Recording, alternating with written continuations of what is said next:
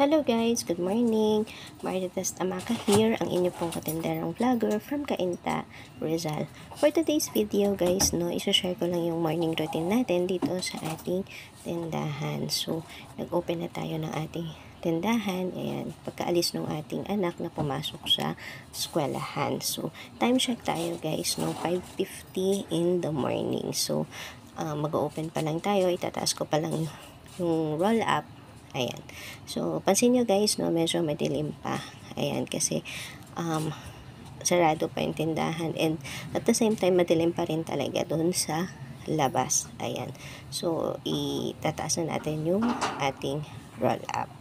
Ayan. So, usually,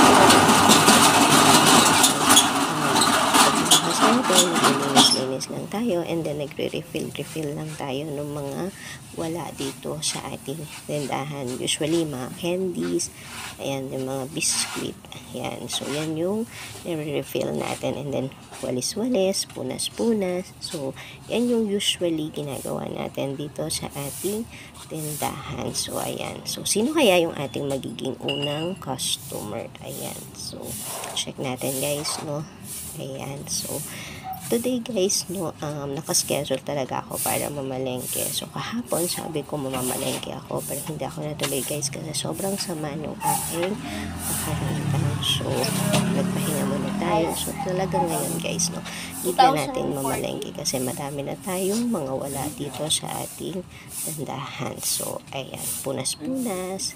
Ayan. So ayan, may dumating ng customer. Actually, ang dumating na customer guys is Gcash. So, nagbayad lang siya nung pina-Gcash niya kagabi kasi nag-chat sa akin kagabi. Pumunta daw siya sa tindahan. Sarado na tayo guys, 10:30 na. So, nagsara na tayo. And then, nakiusap siya na kung pwede daw baludan ko daw siya. Tapos, ibabayadan din niya ng kinabukasan. So, okay naman guys, pagka mga regular customer natin, pinagbibigyan natin. So, ayan, konting chika-chika guys, So, nagbayad siya. Bali, yung pinag-Gcash niya is 2,000. So, may charge na 40. So, 2,040 yung binigay niya sa atin. So, ayan. Ayos-ayos. Ayan. So, yan yung unang pera na pumasok dito sa ating tindahan. So, yan. Lagay na natin sa ating wallet. Ayan. So, syempre, bago ang lahat, mag-pray muna tayo guys, na sana maging okay yung flow ng ating maghapon. And then, syempre, sa morning natin, hindi nawawala ang pinaka-importante din. Yan. So, kailangan nating mag-kape.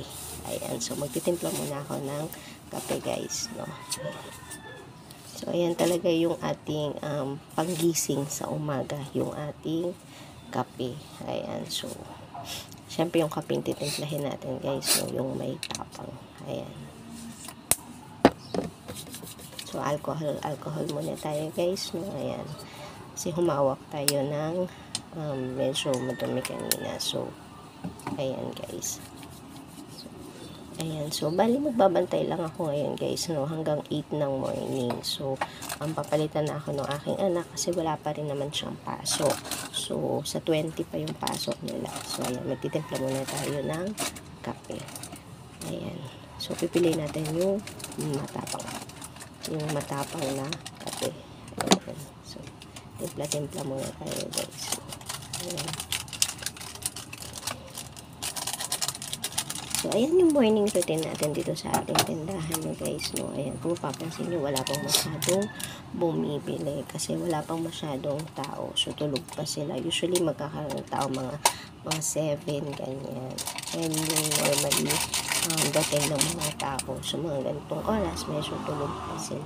Ayan, so, may time tayo para maglinis, magligpit, mag-refill, and makita natin kung ano yung mga wala dito sa ating tindahan.